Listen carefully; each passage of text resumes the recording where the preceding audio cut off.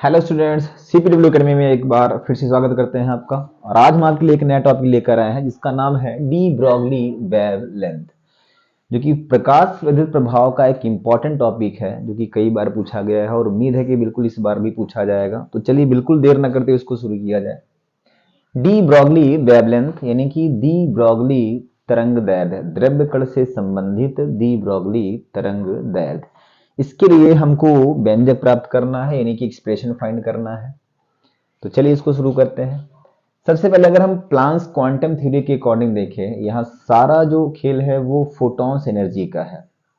दो साइंटिस्टों का अलग अलग कॉन्सेप्ट है। तो पहले हम देखते हैं फोटॉन यानी क्वांटम थ्योरी के अकॉर्डिंग, क्वांटम सिद्धांत से यानी क्वांटम थ्योरी के अकॉर्डिंग कोई अगर फोटॉन है तो इसकी एनर्जी होती है एच न्यू। ये फोटोन का एनर्जी है जो कि E इज इक्वल टू होता है H nu according to photons quantum theory, where H is Planck's constant, जहां H क्या है हमारा प्लांक नियतांक होता है। इसीलिए इस थ्योरी को हम प्लांक थ्योरी कहते हैं क्योंकि उन्होंने अपना कांस्टेंट यहां पर यूज किया हुआ है। इसके बाद अगर हम आइंस्टीन का रिलेटिविटी थ्योरी देखें, according to Einstein then E is equal to M C square. इन्होंने मास और एक पार्टिकल के बीच में रिलेशन बताया हुआ है, मास और एनर्जी के बीच में एक रिलेशन बताया हुआ है, where E is equal to M C square. तो यहां भी एक ये फोटोन की एनर्जी है, पार्टिकल की एनर्जी है, और ये भी एक पार्टिकल की एनर्जी है जो कि स्पीड ऑफ लाइट से चल रहा है। दो अलग अलग साइंटिस्टों के अकॉर्डिंग है ये। अब अगर हम दोनों को इक्वेट कर दें, अगर दोनों को इक्वेट किया जाए तो M C square is equal to H nu बनेगा, एंड एम सी इंटू में C H nu and M into C means M is mass and C is speed of light. तो अगर हम मोमेंटम की बात करते हैं तो momentum p is equal to होता है m इंटू में v।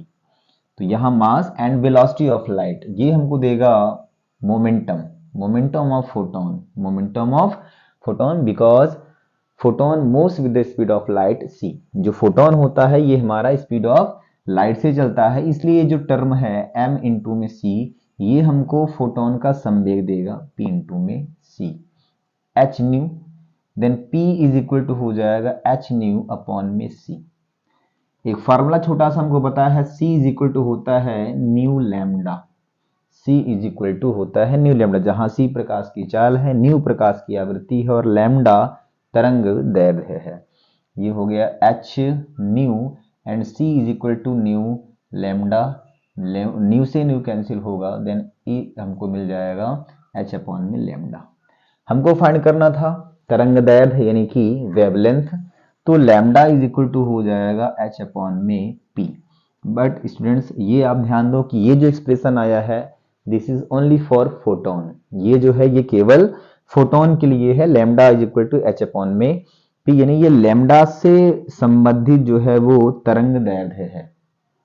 डी ब्रॉगली तरंग दैर्ध्य किससे संबंधित है? ये लैम्डा यानी कि फोटोन के लिए, सॉरी फोटोन के लिए, where lambda is equal to h upon में p, where h is Planck नियतांक। बट डी ब्रॉगली ने क्या कहा? डी ब्रॉगली के अकॉर्डिंग जब कोई पार्टिकल मोशन करता है, चलता है, तो उसके साथ एक वेव एसोसिएटेड होती है, यानी कि एक तरंग दैर्ध्य जो है संबद्ध होती है। तो अगर मान लिया जाए कि कोई पार्टिकल है, उसका मास m है, अगर उसका मास m है then lambda is equal to हो जाएगा h अपॉन में mv। इस एक्सप्रेशन को, इस व्यंजक को हम कहते हैं डी ब्रॉगली का तरंग दैर्ध्य का व्यंजक, डी ब्रॉगली वेवलेंथ एक्सप्रेशन, जिसको द्रव्य तरंग दैर्ध्य कहा जाता है, मीन्स पार्टिकल वेव कहा जाता है। तो ये था डी ब्रॉगली तरंग दैर्ध्य का ये व्यंजक, means expression for de Broglie wavelength. उम्मीद है कि टॉपिक आपको समझ में आया होगा। वीडियो को ज़्यादा से ज़्यादा आप लोग लाइक कीजिए, शेयर कीजिए। Thank you.